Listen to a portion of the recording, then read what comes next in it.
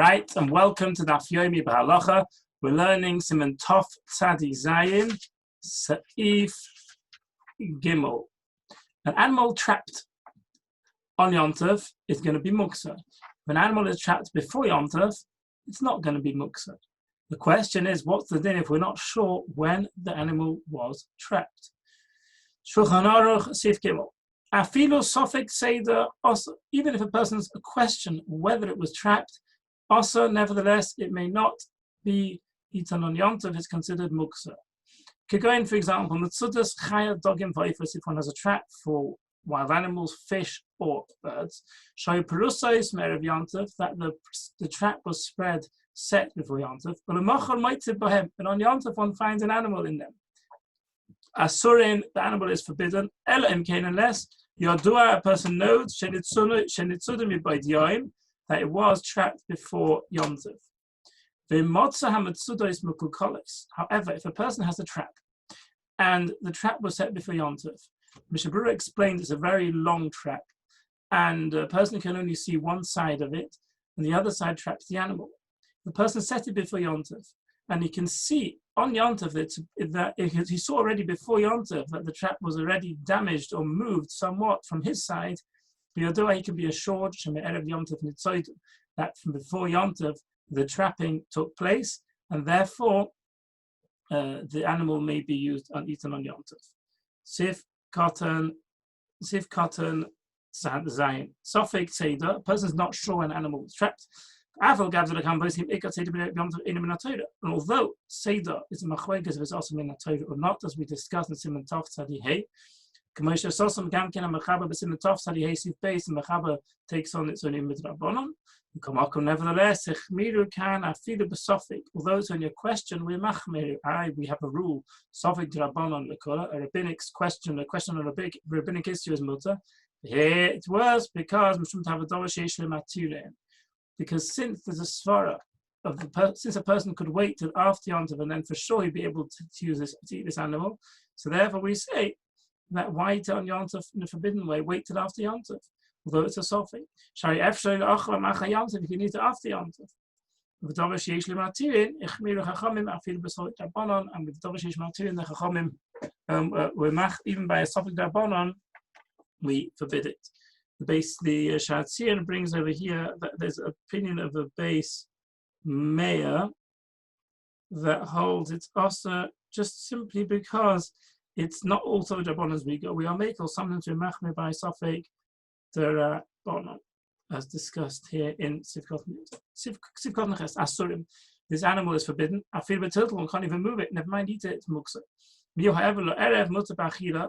When it comes at the end of the Yom Tov, it's maybe eaten. I feel b'vatin itzarayim. Even an animal which is definitely trapped on Yom Tov can be used and eaten and moved straight after Yom Tov. We wouldn't say you have to wait the amount of time needed to trap that animal. For example, let's say it would need to take 10 minutes to trap the animal. You may have thought you need to wait 10 minutes after Yom Tov. Like we find, if a guy does a melacha for Yid on Shabbos, generally speaking, one can't benefit from the activity straight after Shabbos. One has to wait the amount of time that it would have taken for this activity to take place. Here, there's no need. Straight after Yom Tov, it's permitted. Kevin delineated with the Adam because it wasn't trapped by a person. Like Ramela, it was trapped by itself. And therefore what? And therefore there's no reason to forbid it after Yom Tov at all. The only reason we normally forbid something after Yom Tov is because there's a concern. If we were to permit an activity done by a guy straight after Shabbos or straight after Yom Tov, then we may come to ask a guy to do it on Shabbos or Yom Tov, and in order to gain those few minutes straight after Shabbos. So therefore we forbid it after Shabbos, the amount of time needed for activity to take place. But here where the activity took place by itself, so there's no reason to forbid it after Yom Tov, because anyway you couldn't have planned it on Yom Tov because it took place by itself. The Poskim, they agreed that Lav Dafka Sofik say that not only a question when the item was caught, what day it was caught, which is a Sofik of Tzad, a Sofik of trapping, and who had in Kol Sofik Mutter, a person's got a question whether an item was designated before Yom Tov or not. Sofik is also V'choshkin, Sofik Noiled, and all the more so question about the Sofik, the Muksa called Noiled, which we discussed in Siman Tov Tzadi here, which is stricter than Machmin Buk Shal Torah, which we Machmin have given it a din of the Torah, and it's worse. For example, bone that comes away from meat on Yom Tov. We're not sure on Yom Tov, but before Yom Tov, definitely we would forbid it. It's even more strict than Sofik Muksa. If you've got a question when the item came from beyond the tchum, the area within which a person may carry and move items, it's a machlekes. It's probably come on in top study ches, see if gimel, let's it.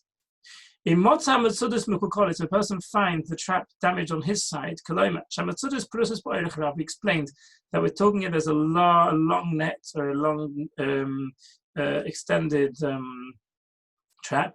When an animal is caught on one side, because it's struggling and pulling away from the trap. This calculus on, then the entire trap gets damaged. Therefore, the other side, the side which the person can see, also you can see it's been damaged or tampered with. Therefore, after although on your side you didn't see an animal being caught, nevertheless, if on your side you can see it's been damaged somewhat or moved somewhat or tampered with, you can be assured that the animal was actually trapped before Yom Tov. Sofek Muchan Mutab Yom Tov Sheni. True on Yom Tov Rishon. Question: if anyone has a question when whether an item is muktzah or not, for example, when an animal was trapped, what day it was trapped. That's only if it's a question whether it was trapped before Yom Tov or on Yom Tov Rishon. If the question is, however, whether it was trapped on the first day Yom Tov or second day Yom Tov, it's mutter and we shouldn't have a sveika because we have a double doubt. What's the double doubt? First of all, we've got a doubt as to when it was trapped, and even if we say it was trapped on the second day, it would also be mutter. There's an additional question at all as to whether the second day of Yom Tov is actually a day of Yom Tov, because in truth, there's always a doubt as to the second day of Yom Tov as to whether or not it is the actual day of Yom Tov. The question is what day is actually the correct day of Yom Tov, and therefore it's considered a sveika, says Shulchan Aruch, and therefore it can be lenient if one has a question whether the item was designated before the second day or on the second day itself. You have a sveika, sofek when it happened, and sofek if the second day of Yom Tov at all is an actual day of Yom Tov. Siv Cotton Yud. Yom Tov Sheni Rosh Hashanah also, if it's Yom Tov 2 days of Rosh Hashanah, that's worse, because even in Yerushalayim itself, they would not be sure whether it was which day was the first day of Tishri, and therefore they treat both days are considered one long day of Yom Tov, and we wouldn't consider each day to be a suffix. Similarly, if you have a second Yom Tov after Shabbos, also we would say that it is also. The reason is because even if it was prepared before the second day, which was a Sunday, it was prepared on a Shabbos for Sunday. And if it's something prepared on Shabbos for Sunday, that intrinsically is also awesome. So we don't have a sveika. To have a sveika, however, if you have a second day Yom Tov after a first day Yom Tov, and it's just 2 weekdays, and you're not sure when the item became designated before the second day or on the second day, one can be doing it because of a sveika. What's a sveika? Is if cotton yod halaf. Shema ein hayim Yom Tov. Maybe the second day Yom Tov is not Yom Tov, but Shema nitzed mi'esvel, and additionally maybe it was trapped before the day before, and therefore it's already prepared. And although we said before we should be stringent with something which is a question whether it's muksa or not, for example, a question when it was trapped or not, because we say the svara of Yeshlim why have it today, basing yourself on a doubt, wait till tomorrow and it'll be completely even permitted. No. The given shows sveika gemura lehatera enkan isaklau. When you have a sveika double doubt, it's considered an absolutely permitted, and we don't have it's considered a paskan that it's mutter, and we wouldn't even question that at all, and it would be more permitted, and it's not considered. Wouldn't need even though we could wait till tomorrow. There's no need to do so. Now, this interesting Shulchan Aruch that considers the second day Yom Tov is subject to controversy. V'yesh chalkin sivkot says the Mishabura with a little chof. V'yesh chalkin, and some say, well, then they disagree. And they say, why do we keep Yom Tov? It's not everything on Yom Tov is a doubt. We know the date of the real date of the month. We know Shulchol, the second day Yom Tov really, according to the date, should be a weekday. We keep the custom of our fathers. Chazal said, since it was a sofek, it's to be treated as an absolute day of Yom Tov midrabanon. That means midrabanon, say the Achronim, it's considered a proper day of Yom Tov. Also, if you've only got one question, when was this item prepared? But also, therefore, the item is also commemorative gibel. As far as one should be machmir about this svara, unless it is a a position of considerable financial loss. Right, Sifei. If a person had a channel of water and it was a long, thin channel and he blocked up both ends before Yontov, he can take from it fish on Yontov. These fish are considered ready trapped. Since it's a thin channel, since it's a thin channel, it's easy to get hold of the fish, and therefore the fish are considered designated before Yontov. They're considered trapped before Yontov, trapped and designated. Therefore, one can take them on Yontov. They're not muksa because they are trapped already and designated by stopping up both ends of this thin, long channel. The reason by blocking it up, you're ensuring that there's no flow of fish into this channel. All the fish in this channel are designated before Yontov and they're considered trapped before Yontov. You can get hold of them easily. There's no issue of muksa. By blocking up both ends, it's considered that you've designated the specific fish, these fish inside. Says the Mishnah Brura, what happens if you've got 20 fish which are caught inside this long channel, but you only need 3? For example, can you take one, see if you want it, throw it back if you don't want it? Take another one, see if you want it. Yeah, you want that, take that one. Is that okay? It depends. If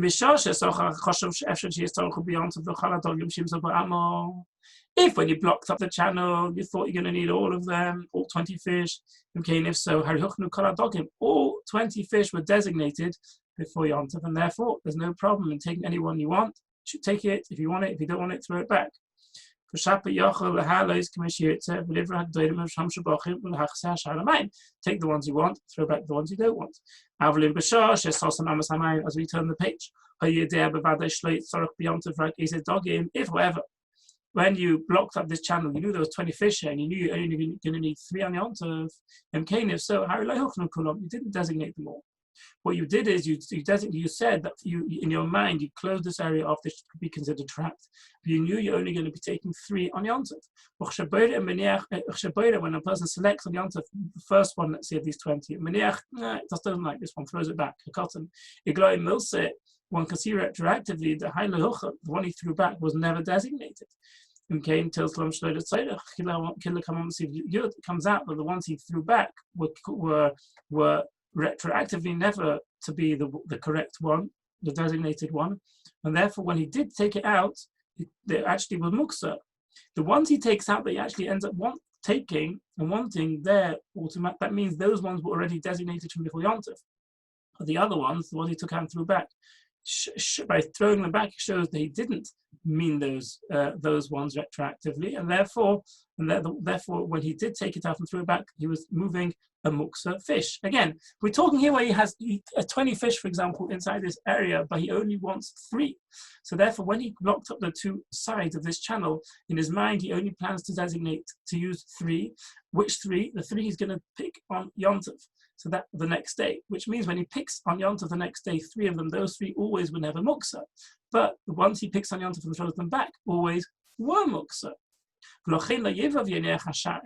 can't select and leave the rest. And he can't take and throw them back, because by throwing it back shows that this one was never designated, in which case he's moved it and it was an amux item. What he has to do is take the 3 that he wants, regardless of their status, but don't throw back the one that he doesn't want. Let's learn one more Mishnah Brura in Dalet. We're assuming the channel is thin. And the Bach and the other Achronim say for the right him here also. If it's wider than 6 tefachim, it is forbidden. Because then it's not considered trapped, because it's hard to get hold of it. 6 tefachim is about 50 centimeters. And if it's that more wide than that, you can't say it's easy to get hold of. They're very difficult to get hold of because they've got space on all sides to run around, to run away, swim away. Well, in an arka, how long can this channel be to still be considered the end of fish are considered traps? Makir and Haba Achronim, many Achronim Melina, Afir Morocco, Kambi was very long. because it's thin. You can get hold of the fish easily. Additionally, even though you can take hold of these fish, they're considered trapped. However, Gamkin Yesh Machrin, others that are Machmir, and they say, don't use a net. Like one would use during the week. One should use a hand. One shouldn't make it look like an outright act of trapping, like one would do during the week. Therefore, one should use one's hat. And ideally, one should take on like this. Not only a channel of water, the table the person brought fish into a box which was filled with holes, like a sort of net mesh, and put this box of mesh with fish inside it into water. Now, the same halachas apply. They consider trapped already, and they'll be no issue of muksa, provided you plan to eat all of them. If you plan to eat some of them, the ones you take and are muksa, don't take any and throw the other ones back. Yesh Misha and others that say the dafka b'bibur of amas hamayim only in an enclosure, in an enclosure, a water enclosure or water channel. Only when their natural source state, like in the river or something, which have been closed up, or a channel which has been closed up. But if they're kept in a box, in a fish tank, it's not at all an issue of seder. One could even use a net, because it doesn't at all appear to be an act of trapping. There would be no uvda, it wouldn't look like a weekday activity. Okay, and therefore, one should be stringent if one's taking fish from a fish tank. Again, a fish have been fully enclosed, easy to get to. There's no issue of tzad of the trapping. There's no issue of muk. So the question is, can you use a net? Said the Mishnah Berurah, well, if it's in a fish tank, one needn't be stringent. Little biyad, one can take with a hand. Even if it's much larger than 6 tefachim, because it's enclosed in a box. It's considered trapped already in this box, and there's no issue even to use a net either, because it doesn't at all appear to be an act of trapping. If a person brought fish before Yontif in a well, somebody needs to trap them out of their dafka using a net. You can't get hold of them otherwise, but they are considered trapped. Also, the tzadam b'yontif, you can't take them on Yontif. Whenever this is very deep, and they're considered completely trapped. But and you can get hold of them in one sweep. Therefore, they're not considered an issue of tzad, but they're in a very deep pit. Then you don't have to sort of dive into this pit to get hold of the fish. And then we would allow you to use a keli, because the whole issue of using a keli is over the chayil, and in this situation where it's impossible to get to the fish, otherwise one can be lenient and one can be lenient and actually use a net. So we've seen today important halachas. In Sif Gimel we saw a person's got a doubt whether an item was designated before Yontif or only on Yontif, although it's a suffix and seemingly a suffix Rabbanon be al-Machmeh, because of the svara of Dover Sheish L'Matun. Why have something which is doubtful on Yontif when you can wait till after Yontif and have it in a completely permitted way? If, however, the one has a sfeika, double doubt, then it would be permitted. The Shulchan Aruch says example of a sfeika is if one has a doubt whether the item was prepared before second day Yontif or only on second day Yontif, and additionally second day Yontif itself is something that's called a sfeika, and then one can be lenient and use the item on Yontif Sheni. The Achronim disagree. They say the Yontif Sheni is not considered a suffix. Yontif Sheni is considered a vadai issur d'Rabbanan, and one will not be lenient if one has a doubt whether it was designated, the item was designated before Yontif and is not muksa. Yontif Sheni is not muksa, or was designated on Yontif, it is muksa, and therefore it's also. And the Shulchan Aruch also said if one has a long, thin channel which is blocked up before Yontif, and therefore the fish inside it is considered trapped, there's also no issue of muksa either. If you plan to eat all of them, if you only plan to eat some of them, then the ones you take retroactively on not muksa, the ones you take on Yontif retroactively are not muksa. Any that you take and throw back, that would be an issue of moving muksa, because those ones retroactively will always be muksa ones, and that's provided that the channel is no more than 6 tefachim. Additionally, one shouldn't use a net. At least a net shouldn't be used if it's a river or natural type of a place where fish live. If it's in an aquarium or if it's in a fish tank, then one could use a net. It doesn't appear to be an act of trapping. And additionally, if it's very difficult to get to it, one could also be lenient and use a net.